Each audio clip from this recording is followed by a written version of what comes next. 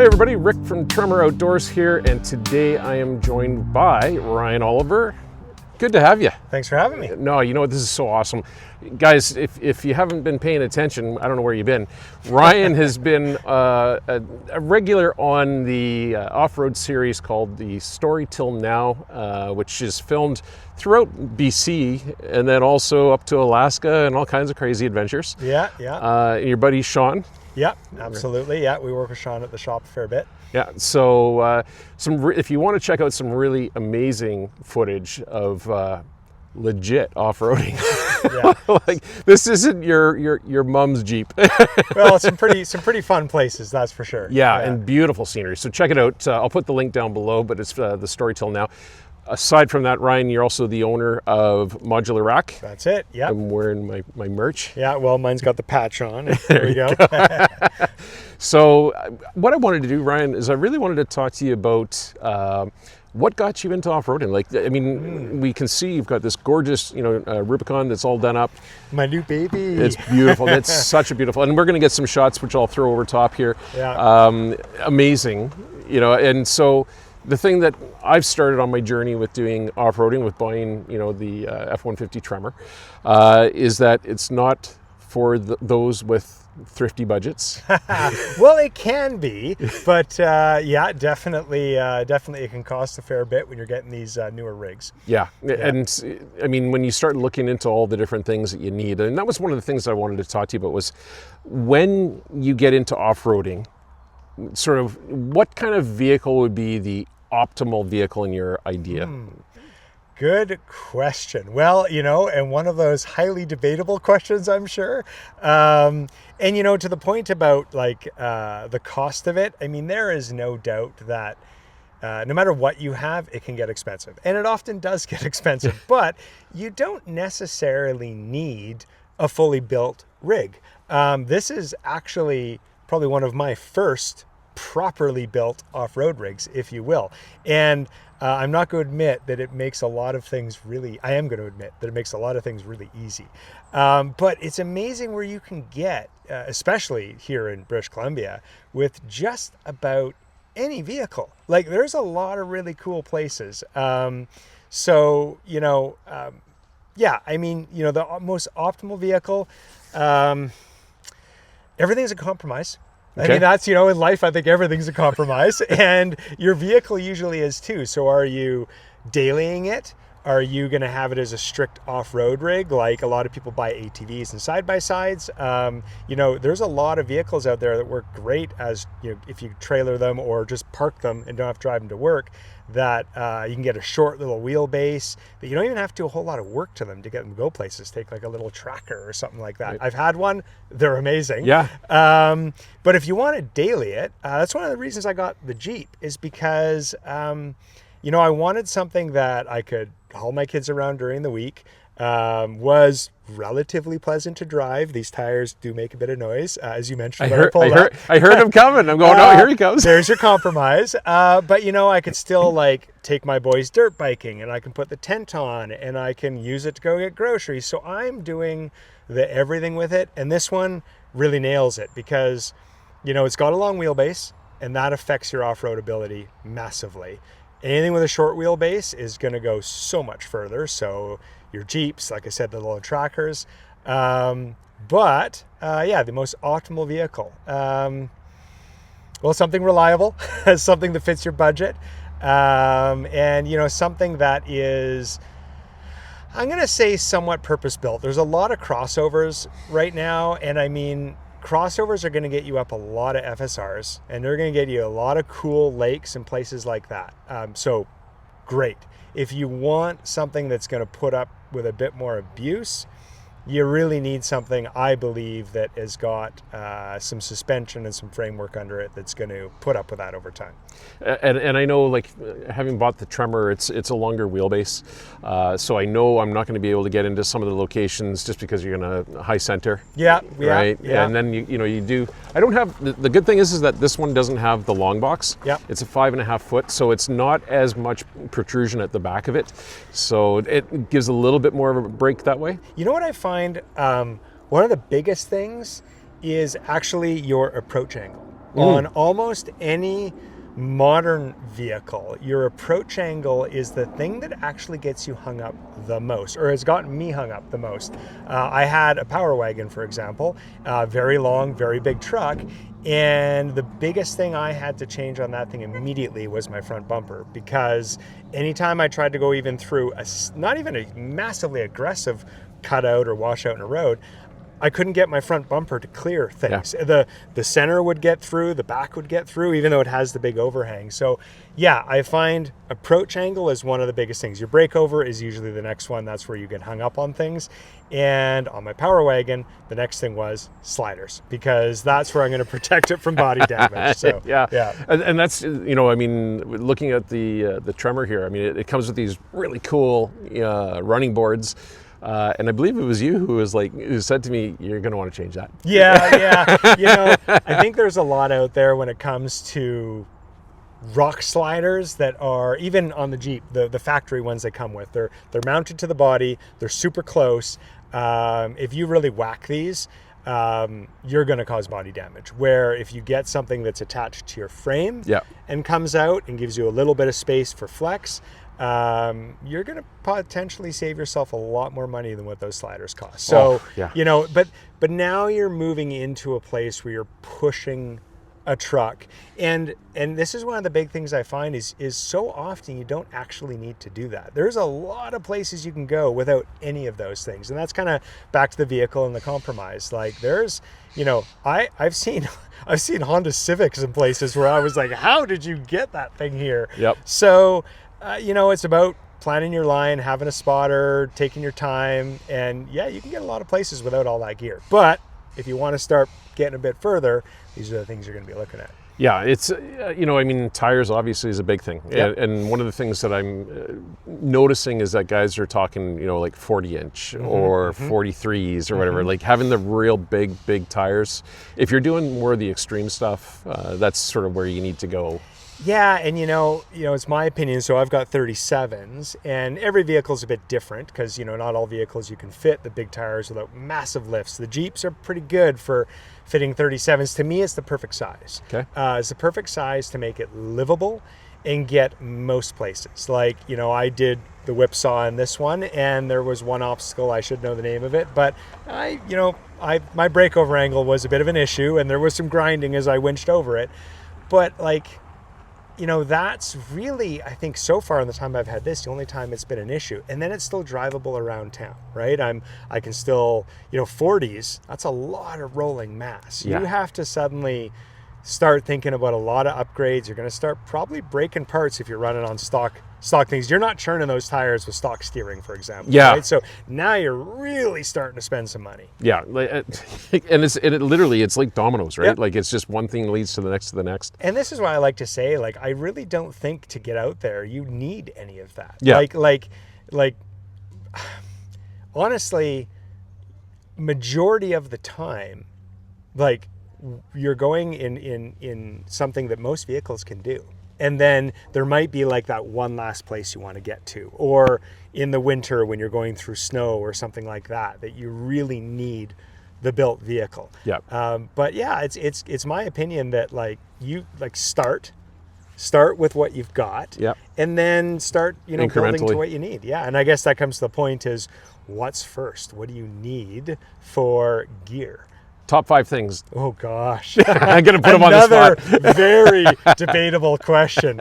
Here comes all the arguments. You'll have some good comments. This would be great. Video. Put it in the comments. Right? Oh man, what are the top 5 things? Holy. Okay. Air compressor. Yeah. Air compressor, because when it comes to getting through, well, number one, saving your peace of mind and your vehicle, airing down your tires, it's incredible how much smoother things get. Really? Yeah. Incredible. Like if you can drop, even from your street tire pressure of 35 or something like that, if you can go down to 20, I mean, get down to 12 PSI now. If you don't have really big tires, that's one of the big reasons big tires come into play. You can drop that pressure and not lose a lot of ground clearance. But yeah, you do an FSR with a bunch of washboard in it, and you're down to say 15 psi, it's night and day the difference. So then the thing is traction. And a lot of things, like, I don't want to nerd out too much here, so you can cut all this out if you want to. But like when your tires are fully inflated, each one of them is running on a patch like that on the ground. Like that's not a lot of surface area for 5,000-6,000 pounds. Right. As soon as, and there's lots of videos on this where guys show it online, but I mean, you drop that tire pressure down and that patch extends double, triple. Like, you start getting a patch that big, your traction is just immensely improved. Yeah. You want to go over a rock or something like that, you're not suddenly like a pogo stick on top of that rock, you're molding around it. Right. So dropping your tire pressure, having an air compressor to pump them back up where you're not at the trail with all your friends waiting for you for 20 minutes at the bottom. So good air compressor.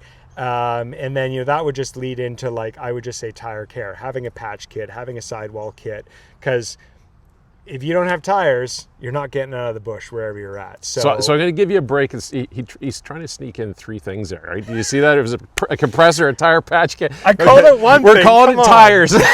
Tires. Tire gear. So your compressor, your tire patch, all that. I'm gonna hold you to a couple more things. So what else? What, like a winch? Is that necessary? Yes. Okay. So if you're going with friends, no. Recovery gear. You got to have a good tow strap, probably a Kinetic one, because a regular tow strap is going to break things if you're really stuck. You try and yank something who's high centered or what have you, and you don't have any give in your rope, it's going to be really aggressive, and you actually don't get nearly as much pulling power. Really? So when you have a Kinetic rope, if you're really trying to get something unstuck, someone's high center, stuck in the mud, snow, whatever, when you can build up some momentum and that Kinetic rope stretches out, you build way more force and you keep your traction going. Where if you have a standard tow strap, as soon as you hit it, then the tow vehicle loses traction and you get this one kick bump.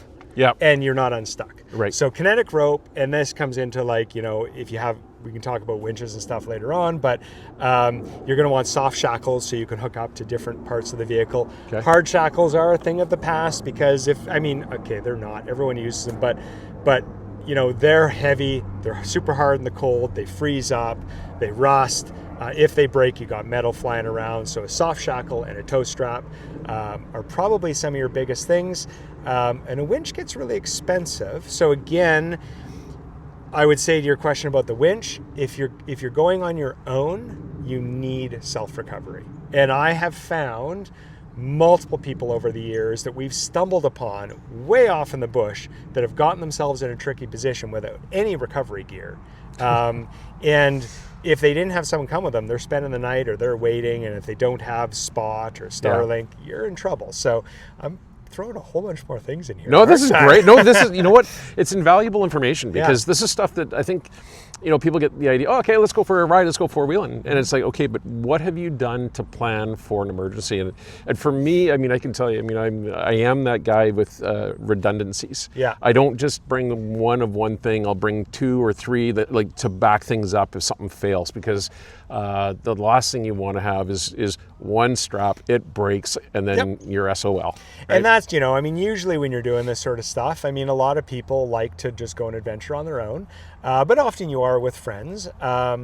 So, you can get a bit more forgiveness, but I've been in scenarios, and this is where, like, if you're going in snow, for example, I see a lot of people go out in snow, and, you got to get out to try it and learn. We all know that, but snow is forever changing, even by the hour, the time of day, the time of year. So how it reacts to you is immensely different. And I've been in positions where we've had multiple trucks, and without a winch, we weren't getting out because you just weren't pulling people out. When you got a truck stuck and anchored, you can pull another one, get him unstuck, vice versa, get your way out. So to answer your question, I would say if you're going to start pushing it, a winch is going to give you your self-recovery. Yeah.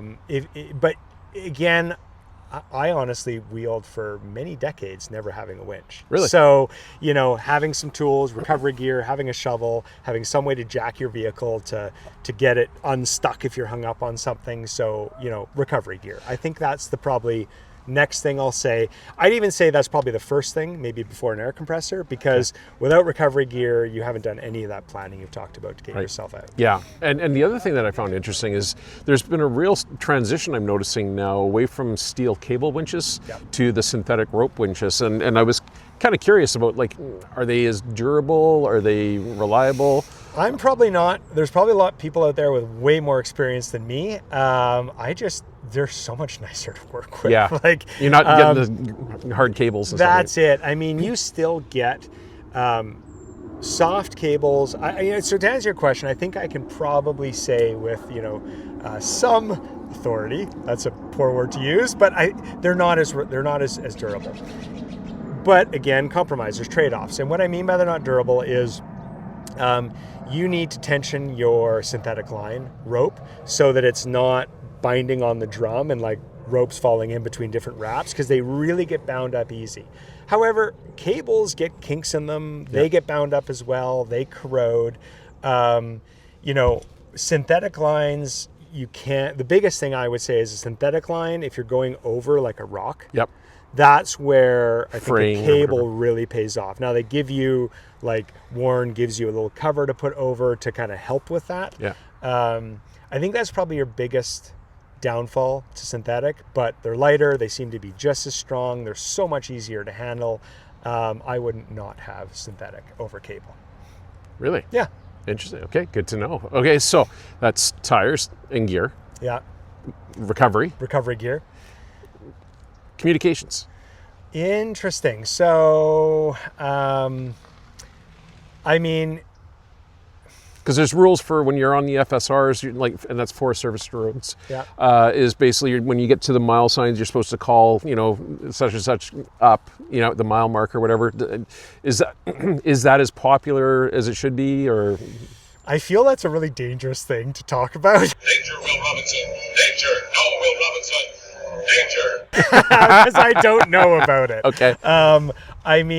Communications, like inexpensively to just be talking with your friends is very useful, whether it is a standard little two-way radio versus a VHF, which I think you're actually supposed to have a license for. What does Sean have in his? He's got a really funky looking one. It has a whole bunch of buttons on the. Yeah, I think that's your standard VHF radio where you can plug in. That's what the truckers use and the loggers use and all of that. Okay. So a lot of FSRs do have the call numbers at the bottom, so you can hear the truck traffic. And to your point, again, I don't know a lot about this, but you are supposed to be calling out, or at least listening. Now, if you don't have that, and again, barrier of entry, it's like, don't not go because you don't have all of that.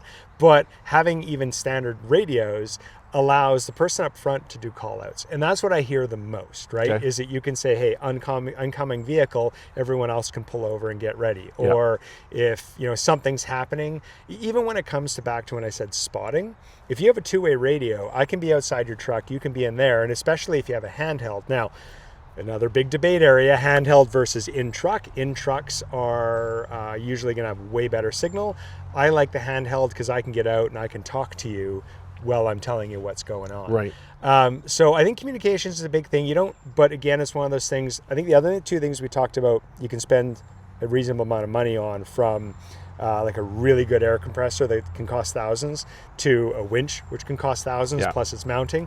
When it comes to communication, you can get into Starlink, you can get into Spot, all these things that keep you safe when you're out in the bush. And we have, this technology wasn't around a long time ago. So, there's all of that. And I think a lot of people are really starting to adapt to that technology. But communicating with your friends, I think, is a big one. If you go for the VHF radio, it's going to be that much better. You're going to get longer range, and then you can listen to the truck traffic. And I would encourage anybody watching this is that the bare bones minimum you should have is a satellite communicator, whether it's a Spot or Zoleo or the Garmin InReach, any of those. Or the new iPhone. Or the new iPhones, yes, yeah, right? Right. I've seen that work. It's actually pretty incredible. Yeah. Like, you can just wait for it to find a satellite and you can send a message off. And I've actually already had people, I had a friend of mine that was down in Utah and he broke down in the middle of nowhere and he was texting me without service being like, can you come bring a trailer and get us? Wow. And that was off his iPhone with messaging. Unreal. Okay, so we've done tires and equipment, we've done recovery, we've done communications. What else would you say is important? I need time to prep for this. How about if I throw some kind of, a tent or survival gear if you do break down, that you're not just in your civvies, your street clothes. Yep. That you have something to back you up if you break down and you don't have communications, you don't have a compressor. Right? Yeah. I think that, the whole tent and gear, that is multiple videos worth of discussions. Yeah. What works best and for whom and what vehicle and all those sort of things. But I think you bring up a good point of, and this might not even be a gear specific thing, but go prepared, right? Yeah. So, one of the big things, is in wintertime, diesel heaters. And they're great, but people often rely on them. And then all of a sudden the thing doesn't fire, you got a dead battery, a broken wire, and you're freezing. So, bring the warm gear, plan, I think this is probably number one, if you were to go back, before you're going off into the bush, is plan to not come back. Yes, right?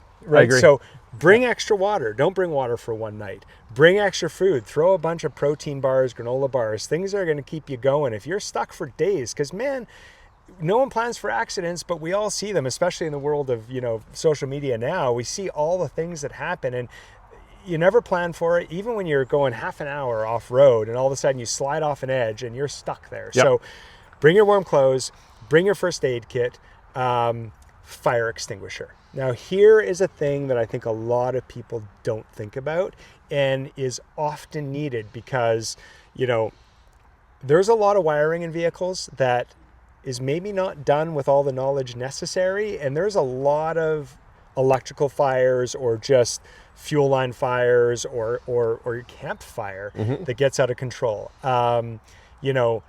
This maybe is a shameless plug, but it's the only one that's out there. But the Element fire extinguisher, it's a little, probably have one in the Jeep. It's just a super small, it's actually a flare, in my opinion, that they've made into a fire extinguisher. Really? So,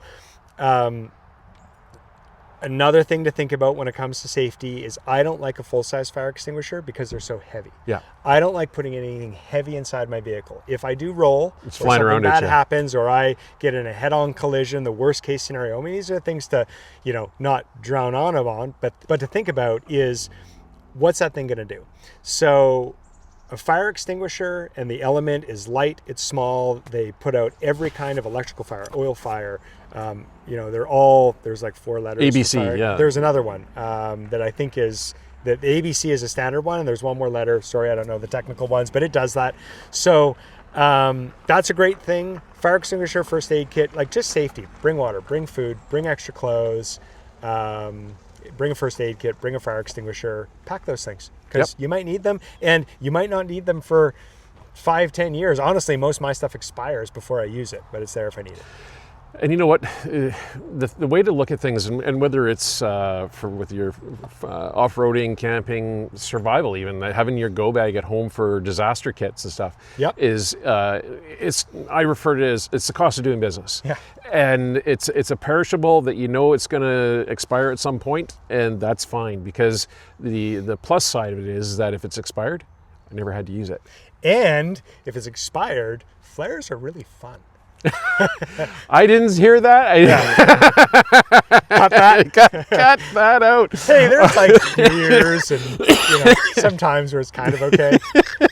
But yeah, I just view it from the perspective of I just don't care. There's certain aspects of it's my life that's on the line here, and I want to make sure that it's protected. So not only that, comfort. You ruin a trip by being uncomfortable. Oh, so if something doesn't work the way you plan it, or even if you're bringing a friend along or whatever else, having that extra bit of gear, it actually feels really good to be hey, someone's I ran out of whatever, I got it, all good. It's it's nice to be the one that's prepared. So I think kit wise, like you say, just have that thought of I'm not coming home, so what do I need? Yep. That's probably, I would say, one of the most sound advices. There you go. Yeah, You know. so let's put that one to number one. Number one, because as I say, it's too late, right? I mean, there was an old expression, you hear, about having something. It's like, I'd rather have it and not need it than need it and not have it. And it's kind of funny. I mean, my wife Paula and I, we went fishing back in the summer. It was right when the sockeye run started back in, beginning of August or whatever. And it was cooking hot. And it was like 30 degrees outside. And she just like completely overheated from being out in the sun fishing. And was just feeling horrible. And so it's like, okay, dump some water on her head, get her to cool down. And then fortunately, the truck has the air conditioning and also air-cooled seats. Yeah. And it was like, oh, yeah, okay. Yeah. But there's nothing worse than when you're either overheating or you're getting hypothermic. Yeah. Right? So be prepared for that. So true. And I mean, you want to start going places that are, super cool. They're often super remote. I know when I went to Death Valley for the first time, I mean, that was one of the big things is like, the name says it all. nailed it, right? You really got to think those things through. So there's also so many cool places, in our own province to see. That probably there's one of the best, honestly. Yeah, right. Like, I mean, it's so scenic, and the waterfalls and mountains and just spectacular stuff to go see. Just make sure that everybody's prepared for it, right? Moving on from the gear side of things, now I want to talk about Modula Rack for a minute. Okay. So, which was it first? Were you into the off-roading and then decided, hey, I want to start up a company selling the gear for this? Is that what happened? Well, yes. So I've always been, around vehicles, loved vehicles. It's kind of my jam. And from a very young age, well, essentially as soon as I had a driver's license, which was a lifetime ago, I liked trucks and I loved off-roading. I loved going off in the bush. And don't ask me how I know all those things you should have, because how many times I went out without any of those things and got lucky a lot of times. So yes, vehicles, off-roading definitely came first. I think that's the case for a lot of people who do this. They just love getting out and getting out of the city and into the bush and having some freedom. So Modula Racks actually came out of me having run another business, which was in the automotive space, but it was in a space where people always needed something. How do I say this? Like, it was kind of like an after the fact, like not a happy thing. So I did auto glass, car detailing, this sort of thing. And like that, some people are super happy because they're getting a new truck, like say yours, and they're doing some cool stuff to it. But a lot of times it's like, someone broke into my vehicle, or I just spilled a cooler of fish in the back, or the dog puked. And, or the big thing is like I'm selling my vehicle and cleaning it up and cleaning it for the first time. And then they're like, oh my goodness, this is amazing. Why didn't I do this earlier? So Modula Racks kind of came because it was in the automotive space, but we were helping people with their adventures. So all of a sudden, everyone was excited to either learn and just get started, or if they're seasoned veterans, they're just doing what they love. And so that's kind of where Modula Racks came, is doing something automotive. And I wanted to find our niche, because there's lots of truck builders out there. And we're not that. We are basically your cargo carrying solution. So there wasn't people out there specific to that.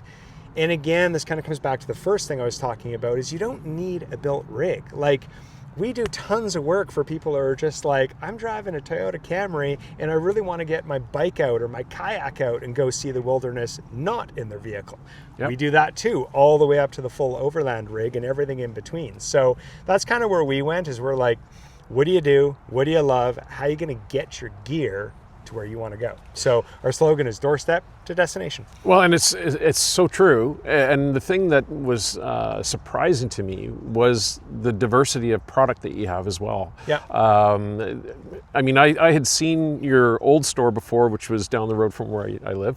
And then when you moved, I didn't get a chance to see the new location, but I was in talking to you about my truck, Yeah. and then I landed up talking to you guys about a bike rack. And I would never have connected off-road vehicles and bike racks with this in the same sort of sentence, right?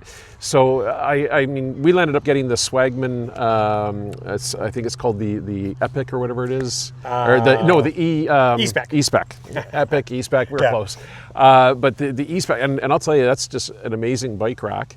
But I mean, folks, like these guys carry all kinds of really cool stuff, and I was really impressed that I could get my bike rack through a company that was doing off-road vehicle stuff too. Yeah, well, that's kind of our thing, is that is what we honestly do. So we do a lot of rooftop tents, camping gear, all of that sort of stuff. But we do a lot of those pieces. Like, I'm a mountain biker, so yeah, I love to take my bike wherever I go, whether it's just for a day trip or it's for the weekend. I mentioned earlier I love motorbiking, so how do I take my motorbike places?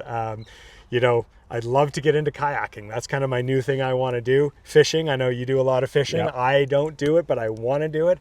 How do you carry your fishing rods? How do you carry your kayak? I mean, skiing, golfing. I mean, you can be a snowbird who's just traveling south. The list goes on for, people's travel in their vehicles and what they do. So I know that, off-road, overlanding is a really big piece, but there's everything in between as well. And would you agree that social media, YouTube and Instagram and all those, has really been a real driving force for people getting involved in the activity? Interesting. I mean, I don't think you could argue it hasn't.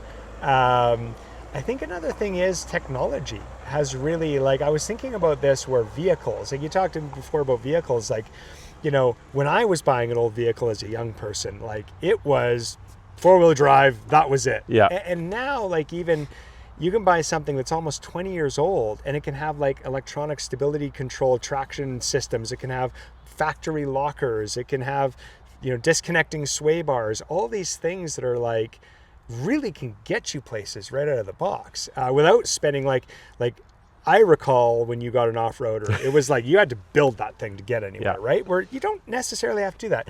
And then there's a technology we talked about connectivity. So, you can feel safe going a lot further, that you can call for help where, not that long ago, when you were off out in the middle of nowhere, you were on your own. And so a lot of people weren't comfortable with that, and fair enough, right? So now I think people can be comfortable. So social media gets the knowledge out there that, hey, look at these amazing places. Technology in vehicles, technology in communication, technology in gear, even that, portable diesel heaters. I don't remember ever having those years ago, right? Power systems, we're going back to gear. I love a power system with my heated blanket. That's the simplest, easiest. I can go out when it's super cold out, put that heated blanket on. Blue Eddies, the power units You and stuff. got it, yeah, right? No, those are amazing. Yeah, so I think there's a lot of pieces to that one. Yeah, no, it's definitely really what I'm seeing. And again, maybe it is because I'm involved with social media, I'm seeing more of it now. Yeah. But I mean, there's so many places that you can get to that are just amazing. Now, that leads me to the next question. In British Columbia, what's Ryan's top 3? Ooh. And are they accessible only with a heavy-duty rig, or can you get there in a moderate vehicle? Interesting. So, yes, and Maybe. So there's a couple of pieces there. So here is, and I think this is something that is a good and a bad with social media, mapping online, is all the knowledge is out there. Not all of it. There's a few places that people work really hard to keep not on the maps. And I actually thoroughly agree with that, because if you get out there and explore enough and you make connections with people, and you're responsible host of our great outdoors, you will get those super cool spots. Everywhere else, and I mean, let's face it, 95% of everything is online on a map somewhere, which often means that, sadly, and this is probably the biggest thing that I say to anybody watching is just clean up and like don't leave any trace if you can of where you've been. It is actually heartbreaking to me how many places I go to that I did love and I don't even go there anymore because they're just garbage trashed. pits. Yeah, garbage. Or there's people that are just like, they're just out to Party. I don't know.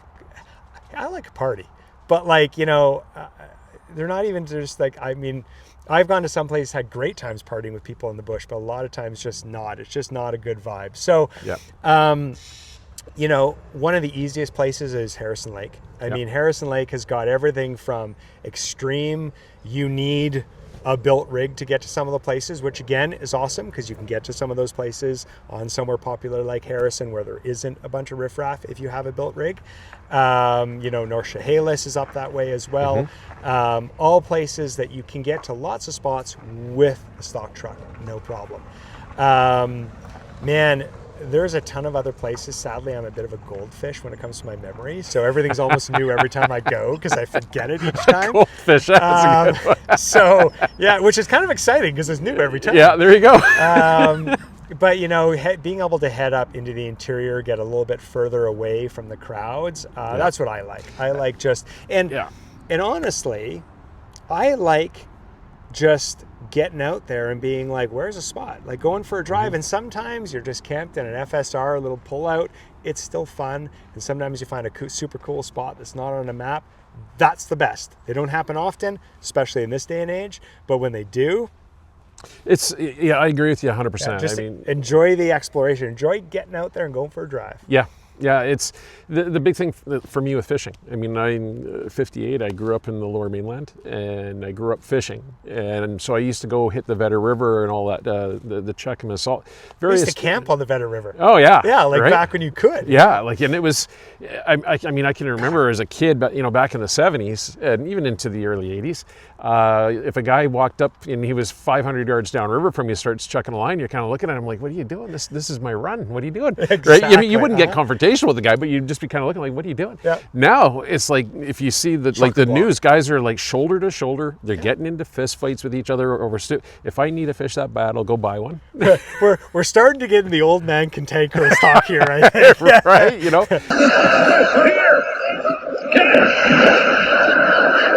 of time. Nothing will save this show. But it's not, the whole thing is, the point is that I like getting away from the crowds. Yeah.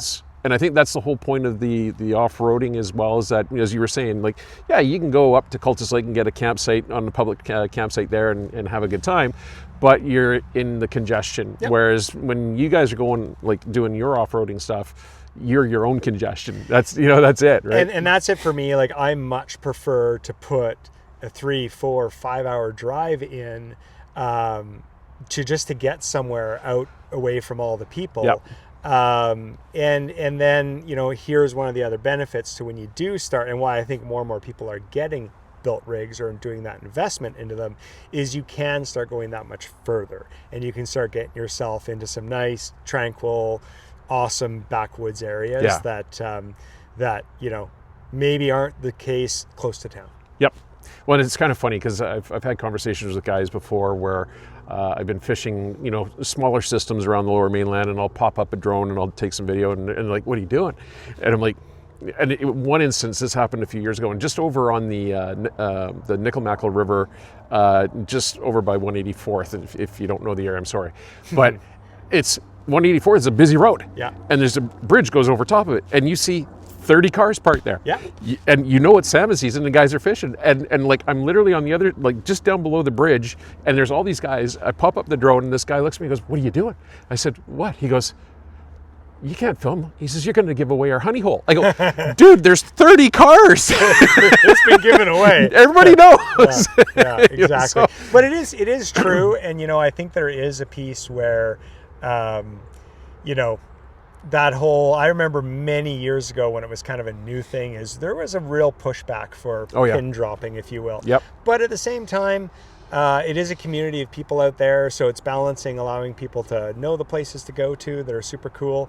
So yeah, to answer your question, like, you know, there's a lot of little local spots around. Most any of them are mentioned, you know, or dropped onto, whether it's Google Maps or Gaia or Onyx. I mean, the list goes on and on. You know, it's not the old backwoods map book anymore.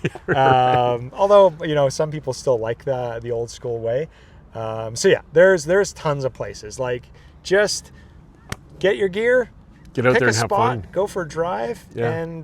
and you know what? Most of the people, and so I'll take that back. Most of the people, when it comes to the off-road community, they're pretty helpful. They want to Yeah. be out there and saying, you know, getting people out. I think it's the Four-Wheel Drive Association does newbie runs. That takes Yep. people out to places like Hale Creek on Harrison, which there's a hard way and an easy way into. And the easy way, I think, is even getting a little bit dicey now, but I think most stock vehicles can get down with a good spotter.